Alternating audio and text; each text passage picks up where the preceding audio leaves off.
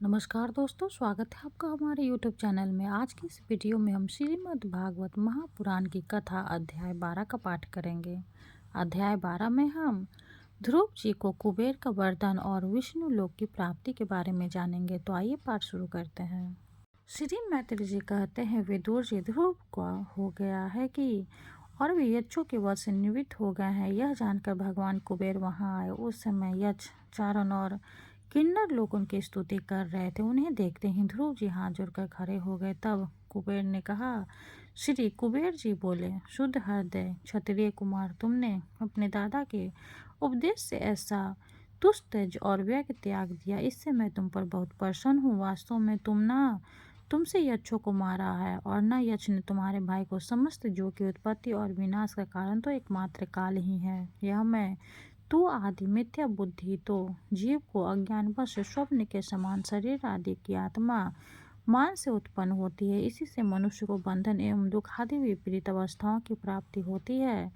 ध्रुव, अब तुम आओ, भगवान तुम्हारा मंगल करे। तुम संसार पाश से मुक्त होने के लिए सब जीवों में समसृष्टि रखकर सर्वभूतात्मा भगवान श्री हरि का भजन करो। वे संसार पाश का छेदन करने वाले हैं तथा संसार की उत्पत्ति आदि के लिए अपनी त्रिगुणात्मिकता माया शक्ति से युक्त होकर भी वास्तव में उससे रहित है। उनके चरण कमल ही सबसे प्रिय भजन करने वाले योग्य हैं। प्रियवर, हमने सुना है तुम सर्वथा भगवान कमल नाभ के चरण कमलों के समीप रहने वाले हो, इसलिए तुम अवश्य वर पाने योग्य हो। ध्रुव, तुम्हें जिस वर की इच्छा हो मुझसे निसंकोच एवं निशंक होकर मांग लो। श्री मैत्री जी कहते हैं, विदुर जी, अक्षराज कुबेर ने जब इस प्रकार वर मांगने के लिए आग्रह किया तब महाभागत महामती ध्रुव जी ने उनसे यही मांग कि मुझे श्री हरि अखंड स्मृति बनी रहे, जिससे मनुष्य सहज ही दूरस्थ संसार सागर को पार कर जाता है। इंद्रविदा के पुत्र कुबेर जी ने बड़े प्रसन्न मन से उन्हें भगवान वस्तु स्मृति प्रदान की। फिर उन्होंने उनके देखते ही देखते वे अंतर्धान हो गए। इसके पश्चात ध्रुव जी भी अपनी राजधानी को लौट आए। वहां रहते हुए उन्होंने बड़ी बड़ी दक्षिणा वाले योगों से भगवान यज्ञ पुरुष की आराधना की। भगवान की श्रेय हित क्रिया और देवता संबंधी समस्त कर्म और उनके फल हैं तथा वे ही कर्म फल के दाता भी है। सर्वपाशी शून्य सर्वमात्मा श्री अच्युत में परलोक युक्त भक्ति भाव रखते हुए ध्रुव जी अपने में और समस्त प्राणियों में सर्वव्यापक श्री हरि को ही विराजमान देखते हैं। ध्रुव जी बड़े ही शील संपन्न ब्राह्मण भक्त दीन वत्सल और धर्म मर्यादा के रक्षक थे। उनकी प्रजा उन्हें साक्षात पिता के समान मानती थी।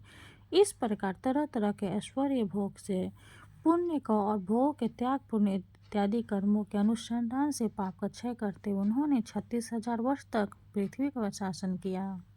जितेंद्रिया महात्मा ध्रुव से इसी तरह अर्थ धर्म और काम के संपादन से बहुत से वर्ष बिताकर अपने पुत्र उत्कल को राज सिंहासन सौंप दिया। इस संपूर्ण दृष्ट पश्चिमों को अविचारित स्वप्न और गंधर्व नगर में समान माया से अपने ही कल्पित मानकर और यह समझकर कि शरीर स्त्री पुत्र मित्र सेना भरा पूरा खजाना जानने महल सुरमय विरापत और समुद्र पर्यंत भूमंडल कार्य राज ये सभी काल के गाल में पड़े हुए हैं, वे बदरी का आश्रम को चले गए। वहां उन्होंने पवित्र जल में स्नान इंद्रियों को विशुद्ध शांत किया। फिर स्थिर आसन से बैठकर प्राणायाम द्वारा वायु को वश में किया। तदंतर मन के द्वारा इंद्रियों को ब्रह्म विषयों से हटाकर मन को भगवान के स्थूल विचार स्वरूप से स्थिर कर दिया। उसी विराट पुण्य चिंतन करते करते वे अपने अंत में ध्याता और ध्याय के भेद से शून्य निर्विकल्प समाधि में लीन हो गए और उस अवस्था में विराट का भी परित्याग कर दिया। इस प्रकार भगवान श्री हरि के प्रति निरंतर भक्ति भाव का प्रवाह चलते रहने से उनके नेत्रों में बार बार आनंद श्रद्धुओं की बाट सी आ जाती थी। इससे उनका हृदय द्रवितभूत हो गया और शरीर में रोमांच हो आया। फिर देहाभिमान गलित हो जाने से उन्हें मैं ध्रुव हूँ इसकी स्मृति भी न रही। इसी प्रकार ध्रुव जी ने आकाश से एक बड़ा ही सुंदर विमान उतरते देखा। वह अपने प्रकाश से दसों दिशाओं को आलोकित कर रहा था, मानो पूर्णिमा का चंद्र ही उदय हुआ हो। उसमें दो श्रेष्ठ पार्षद गद्दाओं द्वारा सहारा लिए खड़े थे। उनके चार भुजाएं थी, सुंदर श्याम शरीर था, किशोरावस्था थी और अरुण कमल के समान नेत्र थे। वे सुंदर वस्त्र, किरीट, हार, भुजबंद और अति मनोहर कुमंडल धारण किए हुए थे। उन्हें पुण्य श्लोक श्री हरि के सेवन जान ध्रुव के अपने पूजा आदि का कर्म भुलाकर सहसा खड़े हो गए और ये भगवान के पार्षद से प्रधान है ऐसा समझकर उन्होंने श्री मधुसूदन के नामों का कीर्तन करते हुए उनके साथ हाथ जोड़कर प्रणाम किया। ध्रुव जी का मन भगवान के चरण कमलों में तल्लीन हो गया और वे हाथ जोड़कर बड़ी नम्रता से सिर नीचा किए खड़े रह गए। तब श्री हरि के प्रिय पार्षद सुनंदन और नंदन ने उसके पास जाकर मुस्कुराते हुए कहा। सुनंदन और नंदन कहने लगे, राजन आपका कल्याण हो, आप सावधान होकर हमारी बात सुनिए। आपके 5 वर्ष की अवस्था में तपस्या करके सर्वेश्वर भगवान को प्रसन्न कर लिया था। हम उन्हें निखिल जगन्य शंखा पाली भगवान विष्णु के सेवक है और आपको भगवान के धाम ले जाने के लिए यहाँ आए हैं। आपके अपनी भक्ति के प्रभाव से विष्णु लोकाधिकार प्राप्त किया है जो औरों के लिए बड़ा दुर्लभ है। परम ज्ञानी सप्त ऋषि भी वहाँ तक नहीं पहुँच सके। वे नीचे से केवल उसे देखते रहते हैं। सूर्य, चंद्रमा आदि ग्रह, नक्षत्र एवं तारागण भी उसकी प्रदक्षिणा किए करते हैं। चलिए आप उसी विष्णु धाम में निवास कीजिए। प्रियवर, आज तक आपके पूर्वज तथा और कोई भी उस पद पर कभी नहीं पहुंच सके। भगवान विष्णु का वह परम धाम सारे संसार का वंदनीय है। आप वहां चलकर विराजमान हो। आयुष्मान यह श्रेष्ठ विमान पुण्य श्लोक शिखामणि श्री हरि ने आपके लिए ही भेजा है। आप इस पर चढ़ने योग्य हैं। श्री मैत्री जी कहते हैं, भगवान के प्रमुख पार्षदों के ये अमृतमय वचन सुनकर परम भागवत ध्रुव जी ने स्नान किया। फिर संध्या वंदन दे नित्य कर्म से निवृत्त हो मांगलिक अलमकार धारण किए। बदरी का आश्रम में रहने वाले मुनियों को प्रणाम करके उनका आशीर्वाद लिया। इसके बाद उस श्रेष्ठ विमान की पूजा और पद दक्षिणा की और पार्षदों को प्रणाम कर सुवर्ण के समान कांतिमान दिव्य रूप धारण कर उस पर चढ़ने को तैयार हुए। इतने में ध्रुव जी ने देखा कि काल मूर्तिमान होकर उसके सामने खड़ा है। तब वे मृत्यु के सिर पैर रखकर उस समय अद्भुत विमान पर चढ़ गए। उस समय आकाश में दुधंधवी मृदंग और ढोल आदि बजने लगे। श्रेष्ठ गंधर्व गान करने लगे और फूलों की वर्षा होने लगे। विमान पर बैठकर ध्रुव जी जो ही भगवान के धाम को जाने के लिए तैयार हुए तो ही उन्हें अपनी माता सुनीता का स्मरण हो गया। वे सोचने लगे, क्या मैं बेचारी माता को छोड़कर अकेला ही दुर्लभ वैकुंठ धाम को जाऊंगा। नंद और सुनंदन ने ध्रुव के हृदय की बात जानकर उन्हें दिखलाया कि देवी सुनीता आगे आगे दूसरे विमान पर जा रही। उन्होंने क्रम से सूर्य आदि सभी ग्रह देखे। मार्ग के जहाँ तहाँ विमानों पर बैठे हुए देवता उनकी प्रशंसा करते हुए फूलों की वर्षा करते जाते थे। उस दिव्य विमान पर बैठकर ध्रुव जी त्रिलोकी को सप्त ऋषि मंडल से भी ऊपर भगवान विष्णु के नित्य धाम में पहुंचे। इस प्रकार उन्होंने अविचल गति प्राप्त की। यह दिव्य धाम अपने ही प्रकाश से प्रकाशित है। इसी के प्रकाश से तीनों लोक प्रकाशित हैं। इसमें जीवों पर निर्दया करने वाले पुरुष नहीं जा सकते। यहाँ तो उनकी पहुँच होती है जो दिन रात प्राणियों के कल्याण के लिए शुभ कर्म ही करते रहते हैं, जो शांत, समृद्धि, शुद्ध और सब प्राणियों को प्रसन्न रखने वाले हैं तथा भगवत भक्तों को ही अपना एकमात्र सच्चा सुहृद मानते हैं। ऐसे लोग सुख माता से ही इस भगवान को प्राप्त करते हैं। इस प्रकार उत्तानपाद के पुत्र भगवत परायण श्री ध्रुव जी तीनों लोकों के ऊपर उसके निर्मल चूड़ामणि के समान विराजमान हुए। कुरुनंदन, जिस प्रकार दाएं चलाने के समय खंभे के चारों ओर बैल घूमते हैं, उसी प्रकार यह गंभीर वेग वाला ज्योतिष चक्र उस अविनाशी लोक के आश्रय ही निरंतर घूमता रहता है। उसकी महिमा देखकर देवर्षि नारद ने प्रचेताओं की यज्ञशाला में वीणा बजाकर ये तीनों श्लोक गाए थे। नारद जी ने कहा था, इसमें संदेह नहीं, पतिपरायण सुनीता के पुत्र ध्रुव के तपस्या द्वारा अद्भुत शक्ति संचित करके जो गति पाई है उसे भगवान धर्मों की आलोचना करके वेदवादी मुनिगण भी नहीं पा सकते। फिर राजाओं की तो बात ही क्या है। अहो, वे 5 वर्ष की अवस्था में सौतेली माता के बाणों से ही मर्माहत होकर दुखी हृदय से वन में चले गए और मेरे उपदेश के अनुसार आचरण करके उन अजय प्रभु को जीत लिया जो केवल अपने भक्तों के गुणों से ही वश में होते हैं। ध्रुवजी ने तो 5-6 वर्ष की अवस्था में कुछ दिनों तक तपस्या से ही भगवान को प्रसन्न करके उनका परम पद प्राप्त कर लिया, किंतु उनके अधिकृत किए हुए इन पद को भूमंडलों में कोई दूसरा क्षत्रिय क्या वर्षों तक तपस्या करके भी पा सकता है।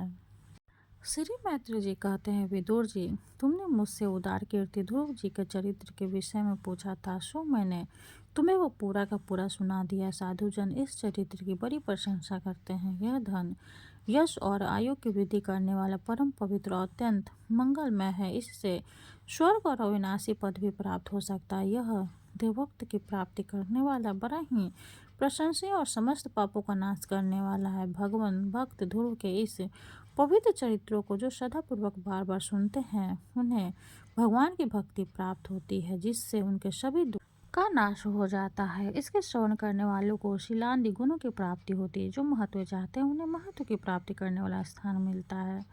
जो तेज चाहते हैं उन्हें तेज प्राप्त होता है और मन स्वयं का मन बढ़ता है। पवित्र कीर्ति ध्रुव जी ने इस महान चरित्र का प्रातः और सायंकाल ब्रह्मादि द्विजय के समान में एकाग्र चित्त से कीर्तन करना चाहिए। भगवान के परम पवित्र चरणों की शरण में रहने वाला जो पुरुष इससे निष्कम भाव से पूर्णिमा, अमावस्या, द्वादशी, श्रवण नक्षत्र, तिथि, व्यतिपात, संक्रांति अथवा रविवार के दिन श्रद्धालु पुरुषों को सुनाता है, वह स्वयं अपने आत्माओं की संतुष्टि लगने लगता है और सिद्ध हो जाता है। यह साक्षात भगवत दिव्यक अमृतमय ज्ञान है। जो लोग भगवान मार्ग के मर्मज्ञ अनभिज्ञ हैं, उन्हें जो कोई इसे प्रदान करता है, वह दीन वत्सल कृपालु पुरुष पर देवता अनुग्रह करते हैं। ध्रुव जी के कर्म सर्वत्र प्रसिद्ध और परम पवित्र। वे अपनी बाल्यावस्था में ही माता के घर और खिलौनों का मोह छोड़कर श्री विष्णु भगवान के चरण में चले गए थे। कुरुनंदन, उनका यह पवित्र चरित्र मैंने तुम्हें सुनाया है।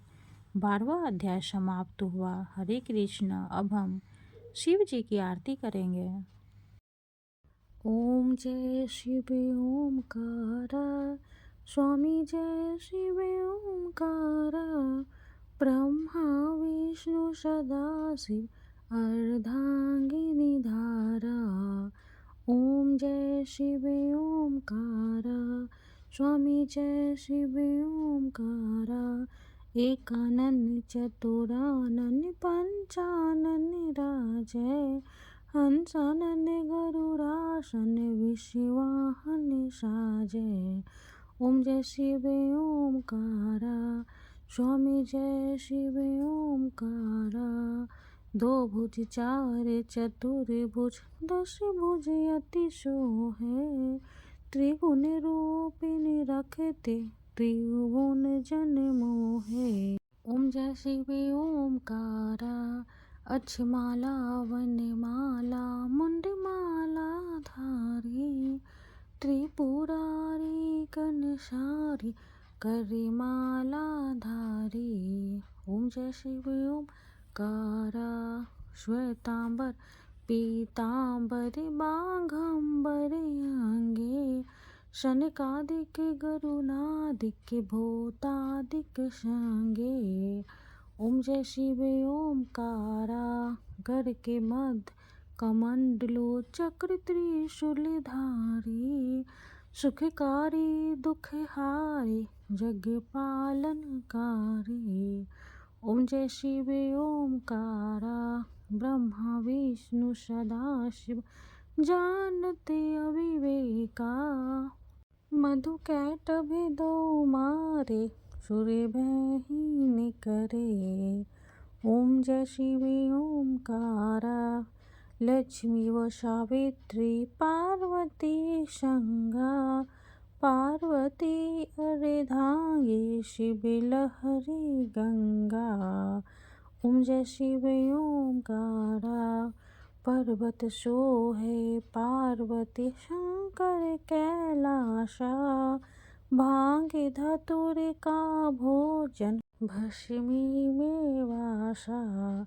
ओम जय शिव ओमकारा, जटा में गंगे बहते हैं गले मुंडल माला, शेष नाग लिपटावत ओढ़त मृगशाला।